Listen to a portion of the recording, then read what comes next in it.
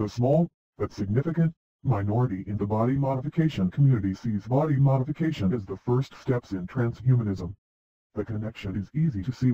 In casting off the genetically mandated exterior form of a standard human, we are breaking our minds of the belief that a human must look a certain way. Once the body of a human is modifiable for aesthetic reasons not tied to spirituality or tradition, it is possible to begin to modify the body in hopes of improving it. Beyond the abstract connection, there are very concrete connections. The aspect of transhumanism generally seen as most immediately viable is that the merging man and machine. Indeed, it is so widely seen as viable, that dozens of major Hollywood films have been made about it, and the word cyborg is a household word. The most immediately visible way of merging man and machine is to simply implant useful machines into the human body.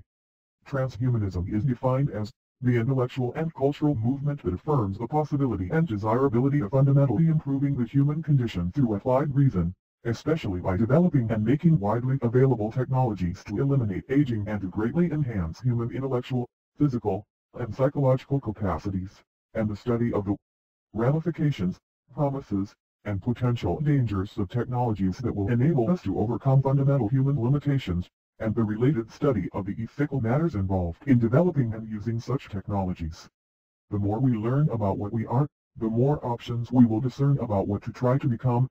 The Americans have long honored the self-made man, but now that we are actually learning enough to be able to remake ourselves into something new, many flinch. Many would apparently rather bumble around with their eyes closed, trusting in tradition, than look around to see what's about to happen. Yes, it is unnerving, yes, it can be scary. After all, there are entirely new mistakes we are now empowered to make for the first time. But it's the beginning of a great new adventure for our knowing species. And it's much more exciting, as well as safer, if we open our eyes. The bold code of the transhumanist will rise. That's an inevitable, undeniable fact. It's embedded in the undemocratic nature of technology and our own teleological evolutionary advancement. It is the future. We are the future like it or not. And it needs to mold it, guide it, and handled correctly by the strength and wisdom of transhumanist scientists with their nations and resources standing behind them, facilitating them. It needs to be supported in a way that we can make a successful transition into it, and not sacrifice ourselves either by its overwhelming power or by the fear of harnessing that power.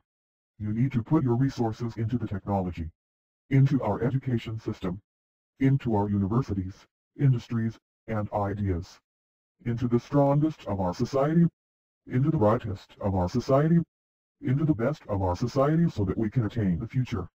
If a reasoning human being loves and values life, they will want to live as long as possible. The desire to be immortal. Nevertheless, it's impossible to know if they're going to be immortal once they die.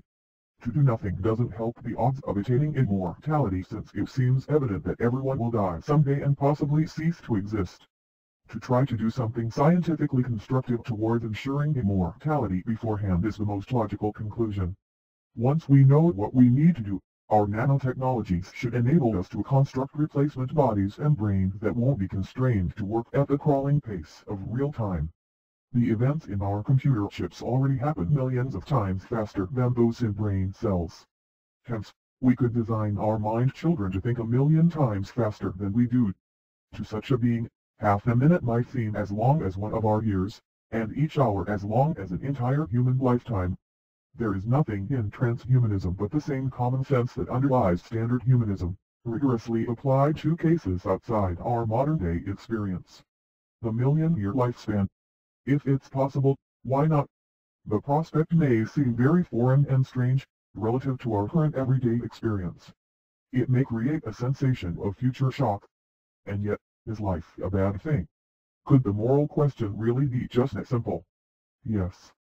And someday when the descendants of humanity have spread from star to star, they won't tell the children about the history of ancient Earth until they're old enough to bear it, and when they learn they'll weep to hear that such a thing as death had ever once existed.